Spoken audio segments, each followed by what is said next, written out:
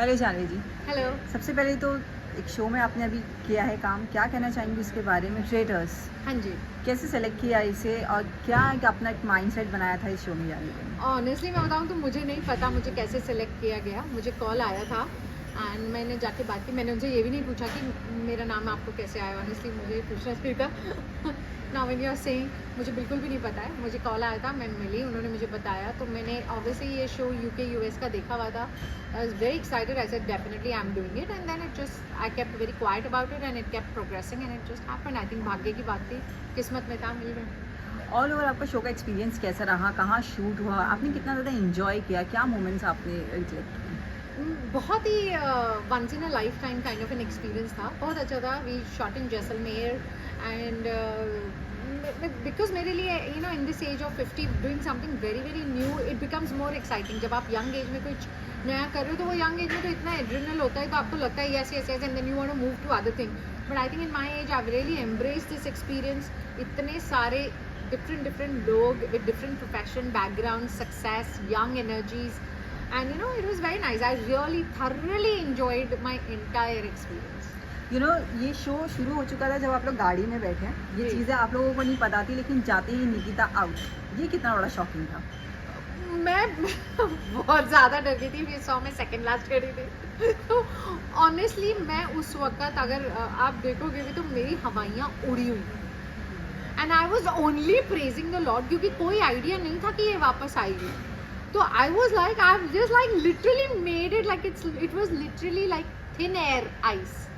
I was on thin air ice like really thin air ice. तो मैं निकल गई तो मैं उसी पे मेरा पूरा फोकस उस पर था but my legs were shaking at that time. देखिए जिस तरह उसके जाने का जैसे सबको शौक लगा था, वैसे उसके आने का भी सबको शौक लगा। मतलब किसी ने उसे वेलकम नहीं किया, कुछ भी नहीं, सब देख के उसे हैरान थे। इस तरह का रिएक्शन क्यों था उसके? देखिए ये एक ऑब्वियसली एक गेम शो है ना। तो आई मीन गेम शो में हर एक कोई चाहता है कि जितने जितने निकलते जाएं कम होते जाएं आप ऊपर पहुंचते जाओ यू नो। तो अब कोई वापस आ जाता तो ऑब्वियसली एक ह्यूमन नेचर है ना। आपको ये लगता है कि अरे यार आई मीन ठीक है you are competing with another person जो 2-3 दिन बाहर था या कहाँ था या नहीं था। हमने कुछ पूछा ही नहीं ना, हमें पता ही नहीं है। और अब हमें ये नहीं पता कि वो इनोसेंट है वो ट्रेटर है, कोई किसी को कुछ आइडिया ही नहीं है। तो obviously I don't think it was anything against her. I think it was guarding अपने आप को थोड़ा नर्वस या वो फियर था और कुछ नहीं। ओके, एपिसोड्स जो हमने तीनों देखे हैं उसमें आप कहीं ना कहीं बहुत ज़्यादा कंफ्यूज और एकदम खामोशी नज़र आई। आखिर इसकी वजह क्या है? देखिए कंफ्यूज तो मैं बिल्कुल भी नहीं थी। खामोश हो गई थी बिकॉज ऑब्वियसली वो थोड़ा सा एज आई यू नो मुझे इरिटेट करना था लोगों को ताकि लोगों को ये यकीन आ जाए मैं ट्रेटर नहीं हूँ। सो एक कोलैटरल डैमेज था। आई हैड टू पे दैट प्राइस ताकि ये मुझे यू नो ये इनको विश्वास आ जाए कि मैं ट्रेटर नहीं हूँ क्योंकि ट्रेटर ऐसे बिहेव नहीं। तो वो मुझे एक स्पिन लेना पड़ा छोटी छोटी बातों को। मुझे एक इमोशनल वो डालना पड़ा ताकि मैं अपने आप को वो प्रूव कर सकूं कि मैं ट्रेटर नहीं हूँ। And that's all that I did. It's all in the fairness of the game. क्योंकि देखिए मैं किसी को भी बाहर से नहीं जानती, ठीक है। मैं 2-4 को मिली हुई हूँ पहले बट मेरी कोई दोस्ती कोई रिलेशनशिप नहीं। मुझे एक जॉब के लिए रखा गया कि मैंने ये गेम खेलना है तो मैं अब 100% वो जॉब कर रही हूँ। मुझे ये गेम खेलनी है और इट्स गेम ऑफ सर्वाइवल। साम दाम दंड भेद करो किया मैंने। तो रोज़ का वो ब्रेकफास्ट टेबल का एक्सपीरियंस कैसा रहा जब पता चलता है कि आज इसका मर्डर नहीं हुआ, आज कौन गया है? वो नर्वसनेस, वो डर। ऑब्वियसली एक तो पहले आपको डर होता है क्योंकि आपको नहीं पता कि वो लेटर आप पढ़ोगे कौन पढ़ेगा।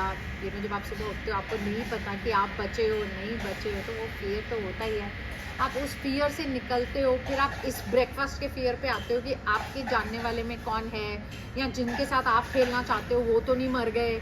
मतलब जो इजी लग रहे हैं वो चले गए, मुश्किल वाले रह गए। तो वो हर तरह के इमोशन है। There so many emotion in your head. It's not one thing you are going through.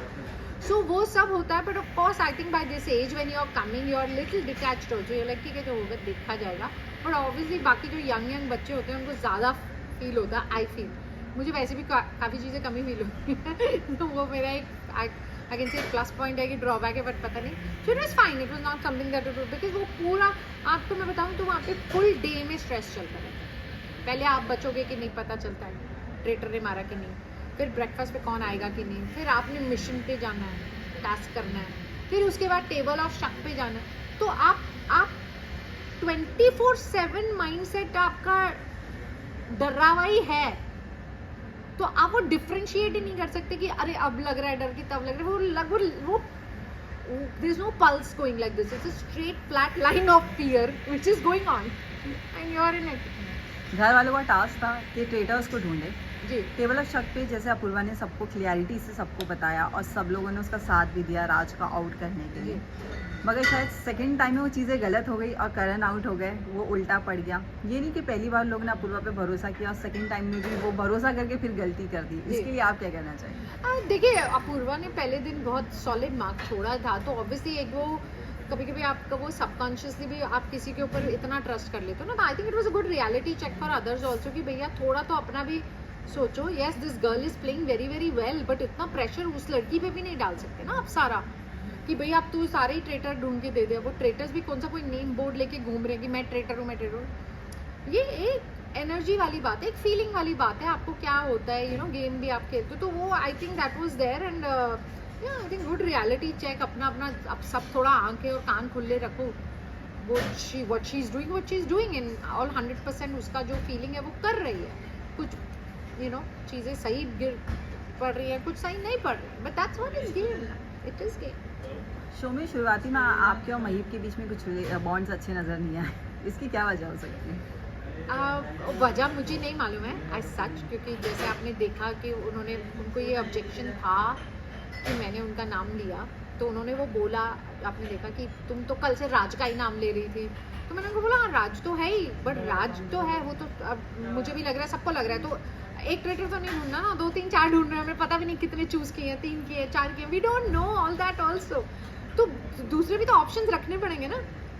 तो ट्रेट एंड महीप के बारे में मैं नहीं, बहुत सारे लोग सोच रहे थे, शी गॉट वेरी अपसेट कि मैं सोच रही थी, तो it's fine, but I don't think there is anything that she had personally against me, क्योंकि ऐसी कोई बात नहीं हुई, but yeah I think it upsetted her that I thought she was the traitor, but वही होगा जो मैंने देखा तो उतना ही दिख रहा था, बाकी मेरे मुंह पे तो किसी ने कुछ खास कहा नहीं, सो I don't know.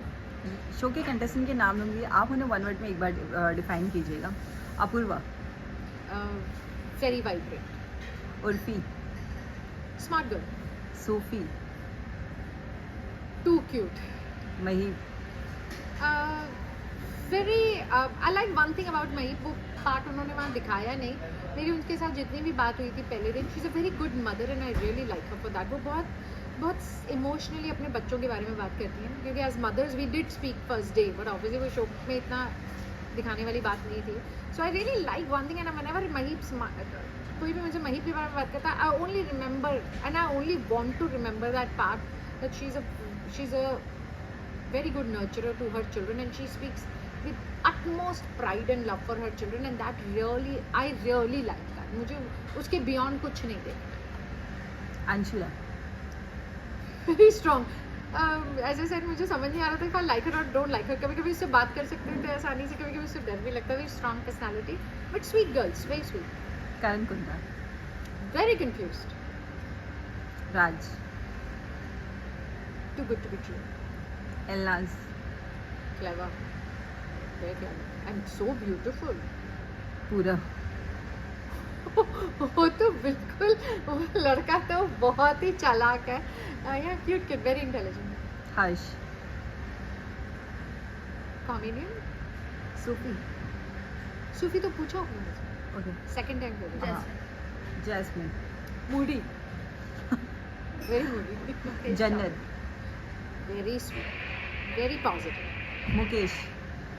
Mukesh ji बेचारे थोड़े कंफ्यूज हो गए वो बेचारे, but nice guy, nice man, nothing negative about. Sudhanshu ji, Sudhanshu तो मस्त मौला है, वो अपने महाकाल, वो अपने महादेव की दुनिया में बहुत मस्त है।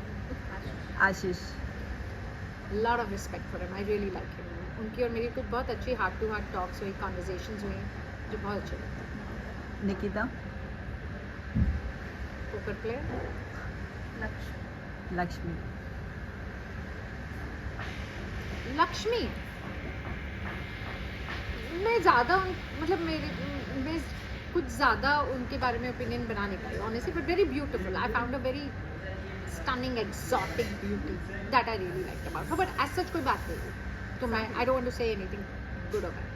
साहिल Cute kid, बहुत उसकी आवाज़ बहुत अच्छी है, I like his voice a lot. And last finally your host You didn't ask about Raftaar. यार रफ्तार रफ्तार Self-proclaimed hero. Last one your host I mean, what can I say about his Karan Johar? I mean, so very nice. He was looking very nice. He was hosting the show. बड़ा intensity वहाँ पे, क्योंकि मैं उनको personally बिल्कुल भी नहीं जानती हूँ. Outside the show मैं उनको कभी भी नहीं मिली. तो वो intensity था, वो feeling था कि ये उनका पैलेस है और हम सब ये गेम खेल रहे हैं. So I mean, his aura is very strong, and you can feel it when you are sharing the room with him. Yes, strong. जानी जी ये रियलिटी शो में तो हम आपको देख ही लिए हैं, जी क्या आप आगे जाके कोई और शो भी चूज करेंगी? जैसे बिग बॉस भी एक बहुत बड़ा प्लेटफॉर्म है, जी. इसके अलावा या आप एक्टिंग करियर में अपना करियर की शुरुआत करना चाहती हैं? एक्चुअली मैं सारा दिन ही एक्टिंग करती रहती हूँ. मैं बहुत मेलोड्रामेटिक हूँ. मैं कैंसरियन हूँ, तो मैं सारा दिन ही एक्टिंग करती रहती हूँ. मुझे नहीं पता. I like to take life as it's coming, you know. तो इस दुनिया में, इस पूरे पृथ्वी पे ऐसी जब मैं शुरू किया था अपना लाइफ 50 साल पहले, तो मुझे काफ़ी चीज़ें लाइफ में ऐसी हुई जो मैंने नहीं चूज़ की, बट उन चीज़ों ने मुझे चूज़ किया. So there are lot of things there. I am here for a very long time. I am not going any time sooner. तो या देखते हैं, जो भी होगा ऊपर वाले ने लिखा होगा. I only pray for one thing, whatever is there in this place for my highest good, जिसमें मेरे लिए बहुत अच्छा हो और मैं भी बहुत अच्छा कर सकूँ, वो चीज़ मुझ तक पहुँचा दो. और जो चीज़ मेरे लिए अच्छी नहीं है, या फिर वो कुछ भी हो, उसे मेरे रास्ते में ही नहीं.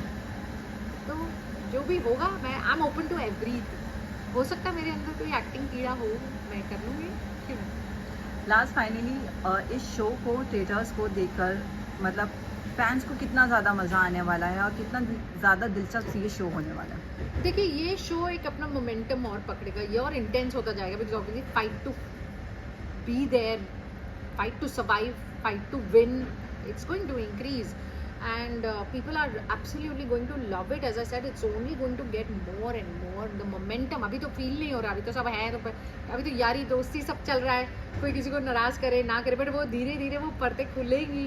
एंड एज आई सेड, सबको जीतना है. जीतने ना जीते, सबको सर्वाइव तो करना है ना. जितना तक आगे जा सको तो सर्वाइव करना है. तो I think it's very rare show. ये शो डेफिनेटली जो भी इसे देखेगा उसके दिमाग पे, उसके दिल पे छाप छोड़ेगा, बिकॉज ये बहुत डिफरेंट इसका कॉन्सेप्ट है. Direction is beautiful, everything is so beautiful, the location, the hosting, everything is so pretty and everybody is looking so good. So ये हर एक के दिल में अपनी छाप ज़रूर छोड़े. Thank you.